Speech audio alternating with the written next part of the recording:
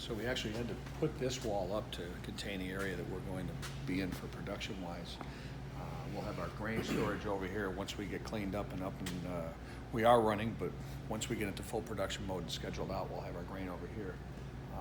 Our grain basically goes by 50 or 55 pound sack, depending upon whether it's domestic or imported, into the grain mill.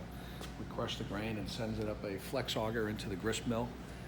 And then from the grist mill, that is sprayed with water so it doesn't clump up, comes down into the mash tun. That's where we make our liquor. We solubilize all the sugars from inside the grain. We actually use the husk as a filter bed as well as the screen. We extract all that water and bring that over to the oil kettle. It's called wort. And from the wort, we go ahead and add hops to get the flavor profiles that we want based upon the recipe. And from there, we're able to use the 2 tanks in the back, the cold water, with our heat exchanger to cool that 213 degree water down to fermentation temperatures of either 58 or 70 inside of a minute. And that water actually goes back into the hot water tank. So we're trying to use as little water as possible. The average microbrewery uses 8 barrels of water to produce 1 barrel of beer. We're hoping to get down to about 5. That's our goal.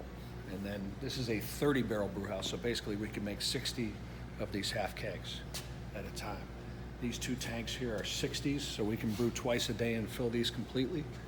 And we have the cone bottom tanks, so the fermentation tanks, so when the yeast settles, it settles in the cones, and we're able to draw off the top and send our beer over to 2 conditioning tanks. So there's 2 60s and 2 30 barrel fermenters, and then we have a 60 barrel conditioning tank and a 30 barrel conditioning tank.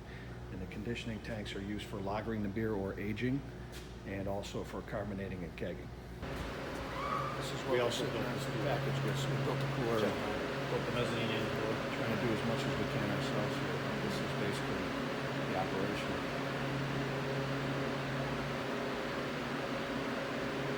This is from 4 Star Farms in Northfield, Massachusetts. Our Pioneer Valley IPA is all local ingredients. All the grain comes from Valley Malt and Hadley, and all the hops come right from Northfield, Mass. So it's an all New England style. It's not a New England style. It's just a session style IPA, but all the ingredients come from Western Mass. People that don't know what hop pellets look like,